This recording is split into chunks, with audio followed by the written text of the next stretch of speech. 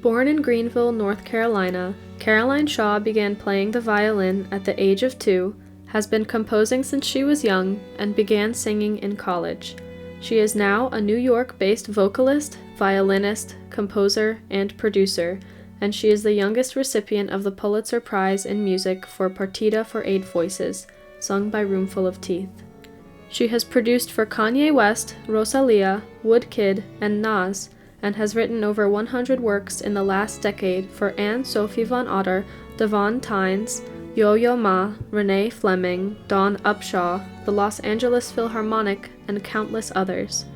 Shaw identifies herself as a musician who moves among roles, genres, and mediums, trying to imagine a world of sound that has never been heard before, but has always existed.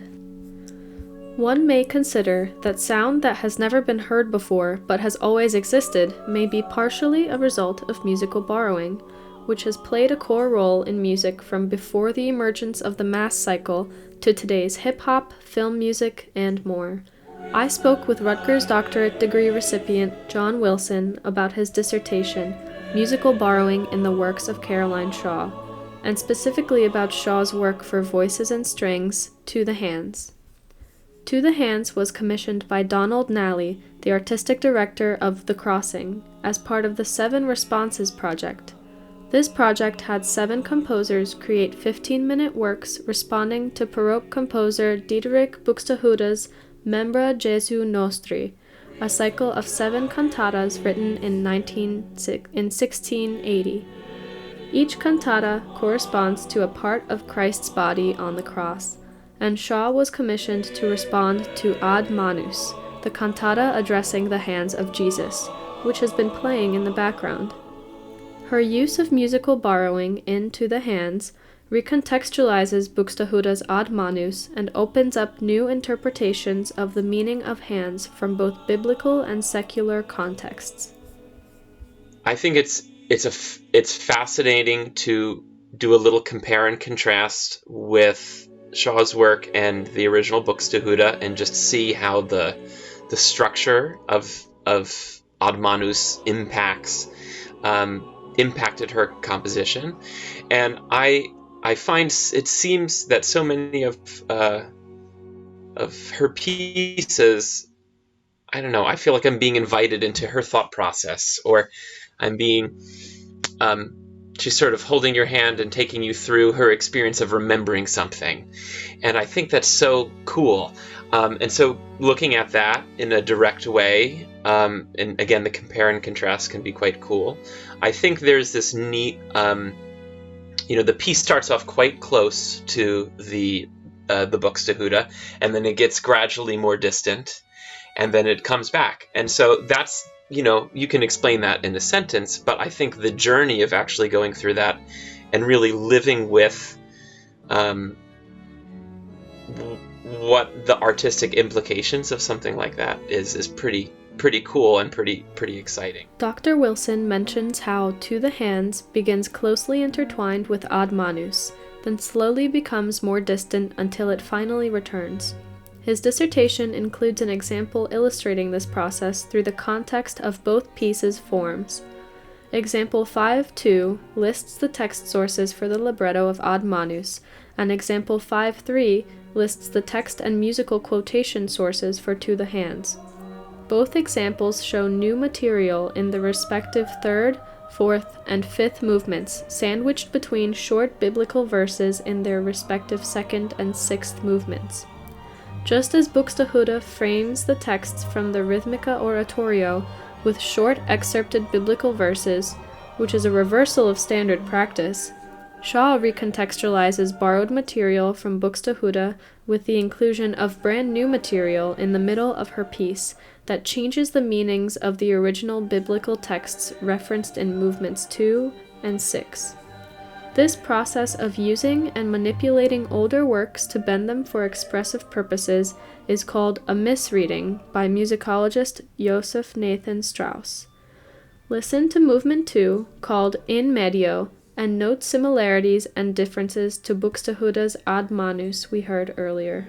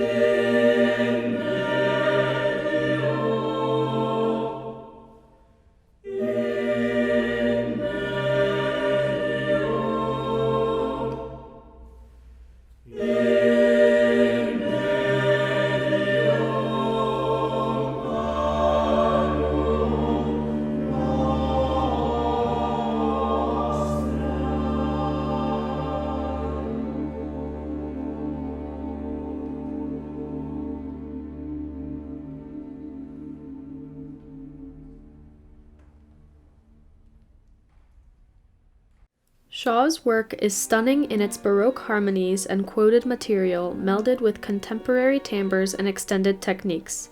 How does this amalgamation of new and old, as a result of musical borrowing, impact the rehearsal of To the Hands? Dr. Wilson and I discussed possible challenges in preparing this work. I mean, the outer movements are pretty related to Buxtehude's music, right? So I think there's a certain accessibility there. There's an entry point that, if your ensemble has experience with Baroque music, there's sort of a way in. I think the challenges that exist as a conductor are the exciting things, are interpretive and just trying to realize Shaw's vision for the piece in a way that's as true to her instructions as possible. Well, I think some challenges in preparing the work include awakening the singer's awareness to the importance of exploring different timbres in the piece.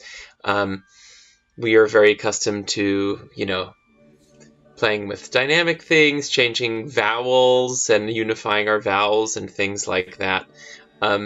But it seems to be something that is particular to Caroline Shaw's compositions, that's present in her Partita for 8 voices and things like that. Her, insistence on and exploration of these different vocal timbres and in a way that we would consider maybe to be a little bit more extreme than the norm. So I think that might have been a challenge. Earlier, we listened to Movement 2 in Medio, which featured a repeated rising melody that brightened timbrally. Shaw is known for utilizing bright, forward vowels in her works, especially in climactic moments where the music blossoms. Movement 3 of To the Hands, called Her Beacon Hands Beckon, also features a timbral technique called textured breaths, prevalent in many of Shaw's vocal compositions, especially in Partita for 8 voices.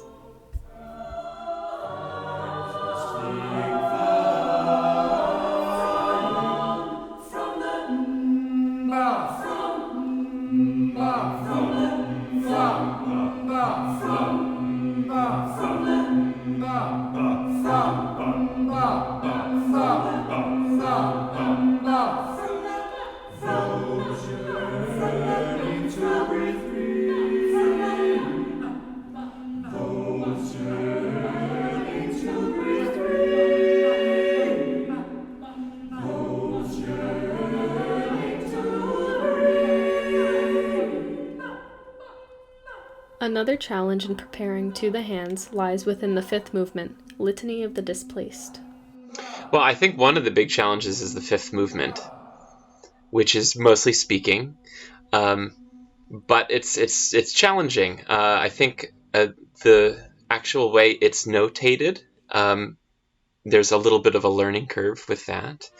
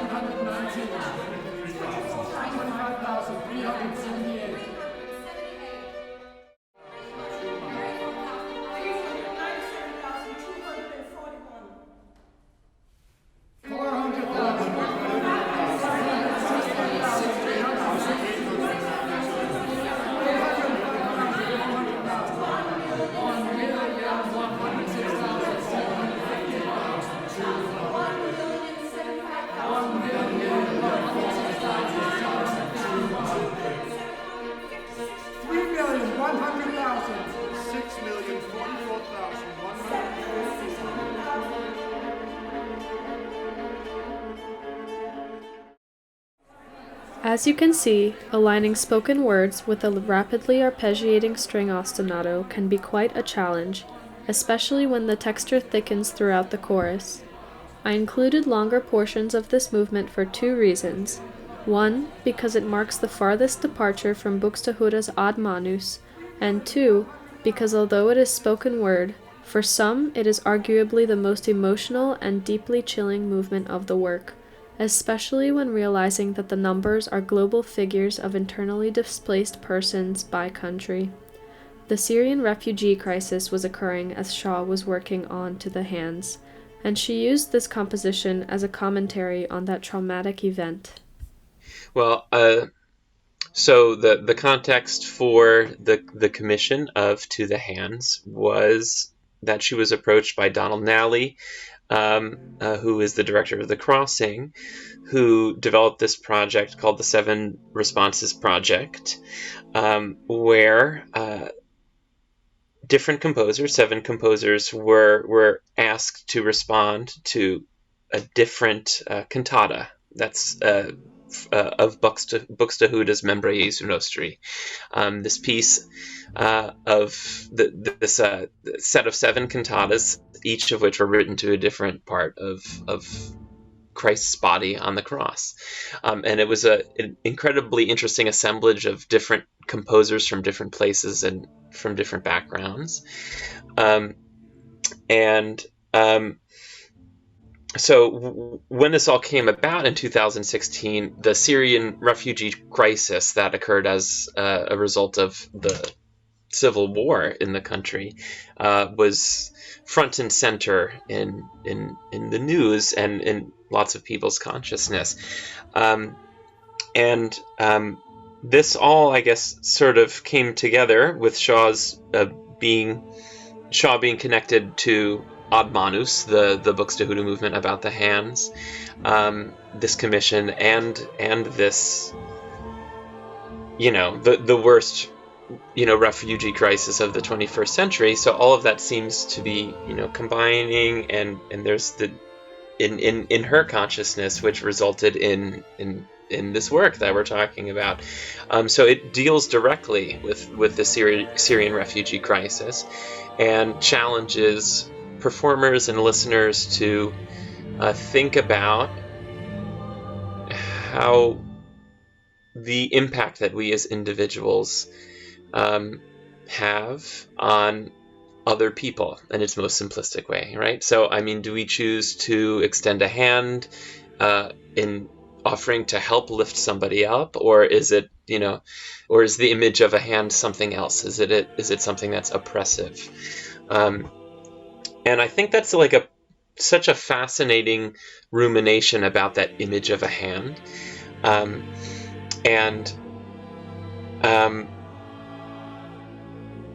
think that's so much that is the question that's really explored throughout this piece. She talks about in one of her program notes, how do we respond to the image of a person's pain?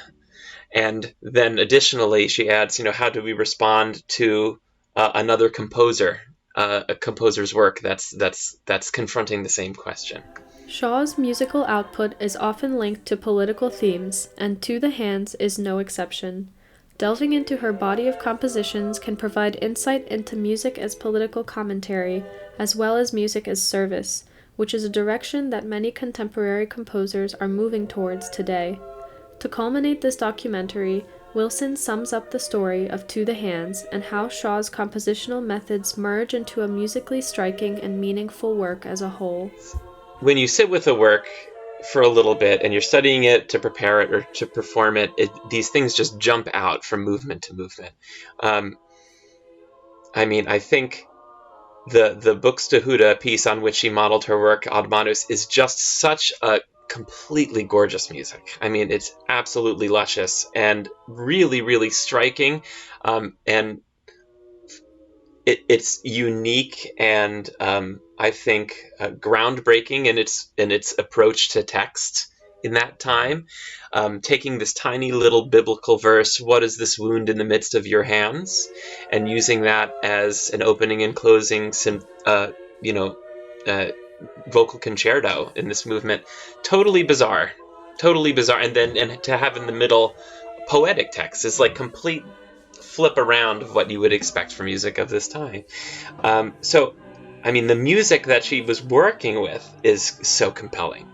right? So she uses that to sort of bookend things, and then you get, as the movement sort of progress, these windows into her reaction about this image of the hands, and thinking about how we respond to another person's pain.